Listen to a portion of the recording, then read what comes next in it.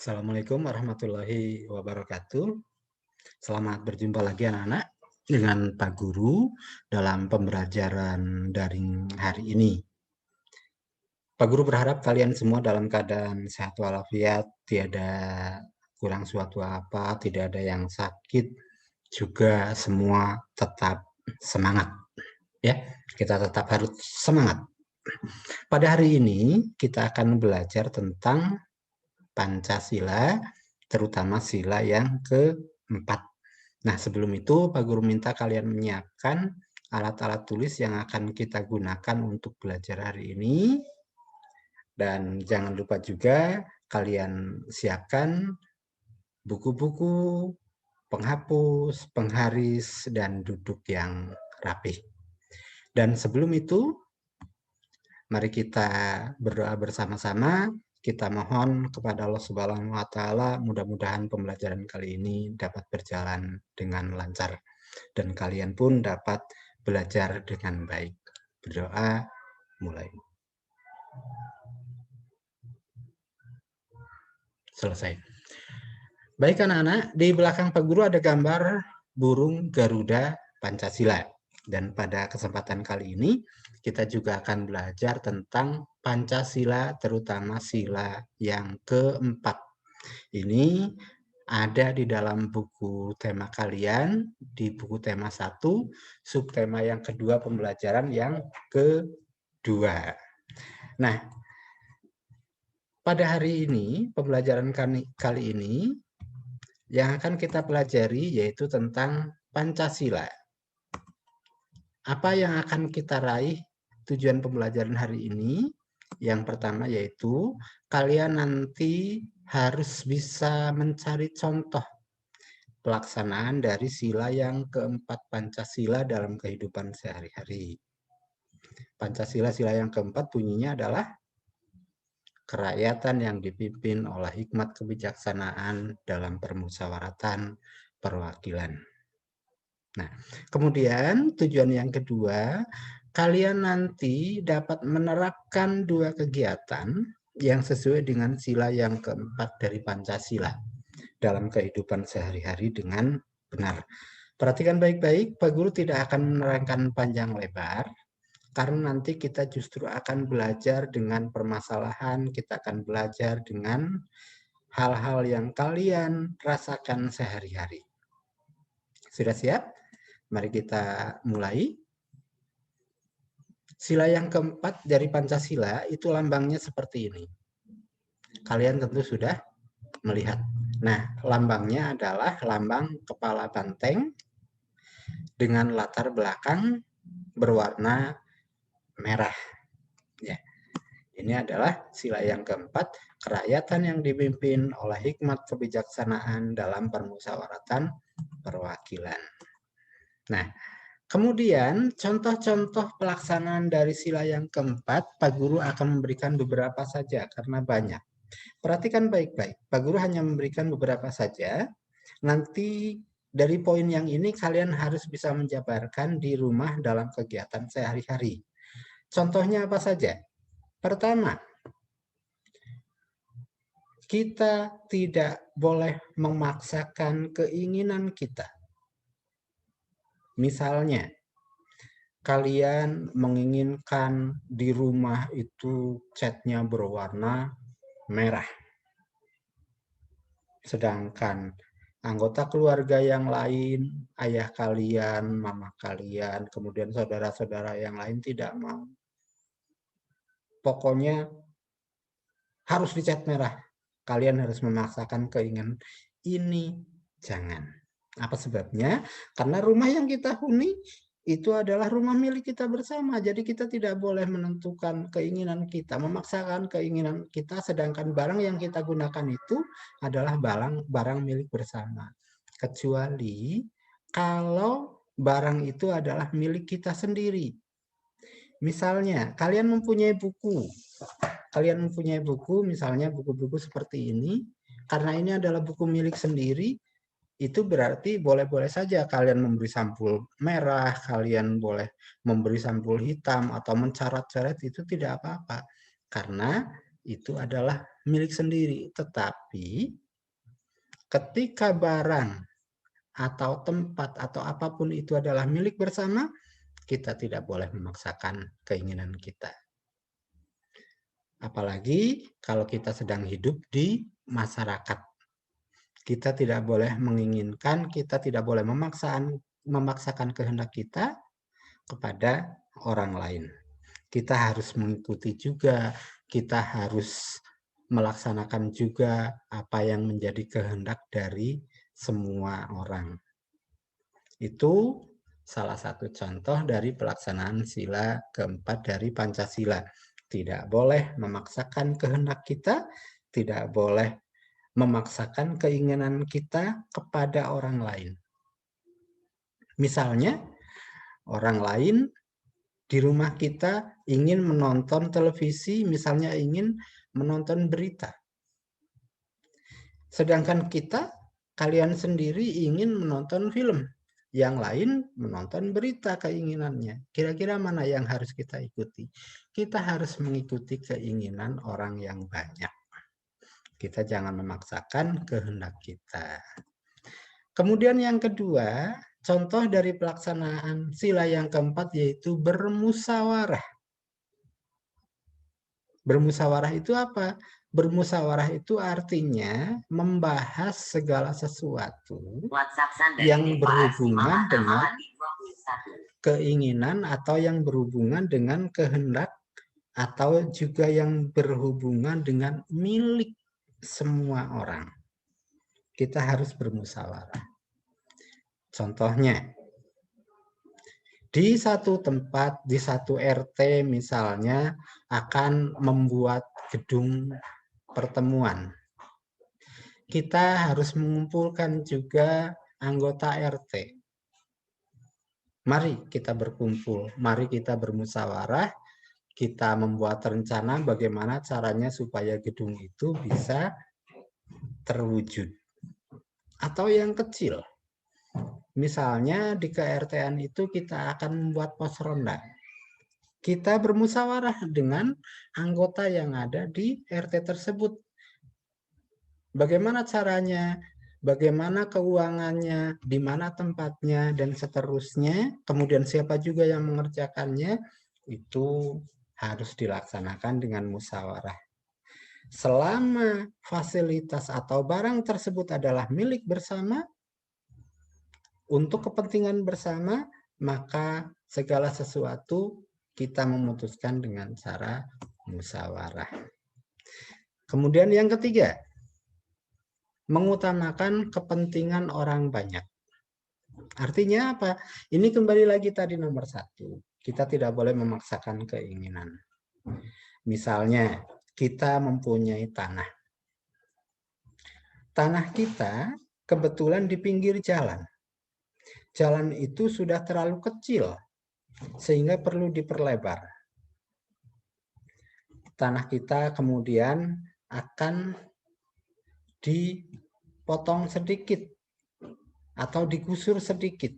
Apakah kita boleh mengatakan jangan karena ini adalah tanah saya? Tidak. Selama itu untuk kepentingan orang banyak, maka kita harus mengutamakan kepentingan orang banyak daripada kepentingan diri kita sendiri. Apa sebabnya? Ingat anak-anak, kita tidak bisa hidup sendirian. Baju yang kita pakai ini pun dibuat oleh orang lain. Kita tidak bisa membuat baju sendiri. Kita tidak bisa menjahit sendiri. Kita juga tidak bisa membuat pabrik untuk membuat baju. Sehingga apapun yang kita pakai, apapun yang kita gunakan itu juga berasal dari orang lain. Sehingga kita pun juga harus punya rasa untuk mengalah, yaitu mengutamakan kepentingan orang banyak. Pak Guru beri contoh tadi, ketika misalnya di depan rumah kita jalannya sudah terlalu sempit, kita harus merelakan supaya jalan itu lebih lebar. Karena jalan adalah milik bersama. Jalan adalah untuk kepentingan orang banyak. Nah, dan berikutnya, menjalankan keputusan yang telah disepakati bersama. Ini ada hubungannya dengan yang nomor 2 tadi. Yang nomor 2 adalah bermusyawarah. Contoh yang tadi Pak Guru berikan adalah ketika kita bermusyawarah membuat pos ronda. Setelah bermusyawarah, diputuskan bahwa setiap anggota RT iuran, misalnya 100.000. Sudah diputuskan bersama. Bolehkah kita membangkang? Jangan. Kita harus mengikuti keputusan yang telah disepakati bersama. Kita jangan sampai jadi orang yang berkhianat. Karena keputusan tadi diambil tentu saja untuk kita. Tentu saja untuk kepentingan bersama. Jangan sampai kita berkhianat terhadap keputusan yang telah disepakati. Nah, anak-anak masih banyak sebetulnya contoh-contoh pelaksanaan dari sila yang keempat Pancasila, tetapi Pak Guru hanya mengambil 4 saja. Tolong dicermati baik-baik keempat contoh ini, karena setelah ini Pak Guru akan memberikan soal. Nah, kita lanjutkan. Kalau kalian belum memahami, ulangi lagi video ini. Sudah siap? Kita lanjutkan. Pak Guru akan memberikan contoh peristiwa. Contoh peristiwanya seperti ini. Ada sebuah cerita. Kalian juga bisa melihat di buku tema kalian. Santi sangat sedih. Ayahnya baru saja bercerita bahwa penduduk setempat mengeluhkan keberadaan peternakan ayamnya. Mereka tidak tahan dengan bau yang berasal dari peternakan ayamnya. Santi bingung. Peternakan ayam Santi adalah peternakan keluarga. Usaha dari peternakan dapat menghidupi keluarga dan membiayai sekolahnya. Santi memiliki peternakan ayam petelur. Secara teratur, ia mengirimkan telur ayamnya ke pasar untuk disimpan di salah satu toko di sana. Santi tidak mau peternakan ayamnya digusur. Ia akan berusaha agar penduduk mau menerima keberadaan peternakannya. Apapun yang terjadi, Santi akan membela keluarganya agar peternakannya tetap beroperasi. Telah baik-baik soal yang Pak Guru berikan. Di sini ada 2 kepentingan. Kepentingan Santi dan kepentingan masyarakat. Kepentingan Santi adalah memperoleh penghasilan dan kepentingan masyarakat adalah pertama kesehatan. Masyarakat terganggu dengan bau. Masyarakat juga terganggu dengan limbah dari ayam itu. Nah, ada 2 kepentingan. Sehingga yang harus kalian pecahkan baik-baik, lihat tugas di bawah ini. Kalian juga bisa melihat di buku tema halaman 75. Halaman 75 atau mulai halaman 75 diperhatikan. Di situ ada soal, kalian jawab. Yang pertama, yaitu bagaimana pendapat kalian tentang sikap Santi tadi? Apa pendapatmu tentang sikap Santi? Kemudian soal yang kedua, apa pendapatmu tentang sikap penduduk? Kemudian yang ketiga, apa yang sebaiknya Santi lakukan untuk menghadapi masalahnya? Dan berikutnya, apa yang sebaiknya dilakukan oleh penduduk terhadap keberadaan peternakan ayam itu? Ingat tadi ada 2 kepentingan. Yang pertama, Santi ingin memperoleh penghasilan dari peternakan. Tetapi selain itu, penduduk juga terganggu. Penduduk itu banyak. Penduduk terganggu dengan baunya, dengan kotorannya, dan seterusnya. Sehingga di sini ada 2. Pertama yaitu penduduk, yang kedua yaitu Santi. Nah, pertanyaan nomor 1, apa pendapatmu tentang sikap Santi? Dia tetap ingin mempertahankan peternakannya. Yang kedua, apa pendapat kalian tentang sikap penduduk tadi yang menginginkan peternakan itu tidak ada di lingkungan karena mengganggu baunya? Kemudian Kalau sudah begitu, apa yang sebaiknya harus dilakukan oleh Santi? Dan yang keempat, apa yang seharusnya dilakukan oleh penduduk? Nah, sudah jelas anak-anak? Nanti kalian jawab di buku tugas kalian. Jangan lupa di buku tugas kalian tulis tanggalnya, kemudian tulis nama kalian. Itu tugas yang pertama.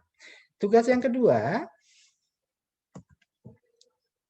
jawablah pertanyaan di bawah ini dengan tepat. Kalau tadi tentang Santi, sekarang tentang kalian sendiri di dalam lingkungan. Buatlah contoh perilaku atau sikap kalian sehari-hari yang mencerminkan sikap tidak memaksakan keinginan. Ingat, ini adalah sikap kalian ketika di masyarakat sendiri, di lingkungan kalian. Bukan tentang Santi lagi, tapi ini tentang kalian. Buatlah contoh perilaku atau sikap dalam kehidupan sehari-hari yang mencerminkan sikap tidak memaksakan keinginan. Di depan tadi, Pak Guru sudah memberikan contoh kepada kalian tentang menyetel televisi, tentang cat rumah. Itu adalah contoh-contoh dari perilaku untuk menjawab nomor 1. Kalian juga bisa mencari yang lain. Berikutnya, soal nomor 2 yaitu buatlah contoh perilaku atau sikap dalam kehidupan sehari-hari yang mencerminkan sikap musyawarah. Di depan tadi juga Pak Guru sudah memberikan contoh pada kalian. Kalau belum jelas, silahkan ulangi lagi video ini. Kemudian soal yang ketiga, buatlah contoh perilaku atau sikap dalam kehidupan sehari-hari yang mencerminkan sikap mengutamakan kepentingan orang banyak. Dan yang terakhir, buatlah contoh perilaku atau sikap dalam kehidupan sehari-hari yang mencerminkan sikap menjalankan keputusan yang telah disepakati bersama. Sebetulnya keempat soal ini sudah Pak Guru jelaskan di depan, sudah diberikan contoh-contohnya. Kalian pun juga bisa membuat contoh yang lain yang sesuai dengan lingkungan kalian sendiri. Tugas itu kalian tulis di buku tugas, sama dengan yang tadi, tulis tanggal, tulis nama, kemudian tugas 1, kemudian setelah itu tugas 2. Jelas anak-anak? Itu tugas belajar pada bagian ini. Pak Guru ucapkan selamat belajar. Kalau ada hal-hal yang belum dipahami, kalian bisa langsung menghubungi Pak Guru. Sekian. Assalamualaikum warahmatullahi wabarakatuh.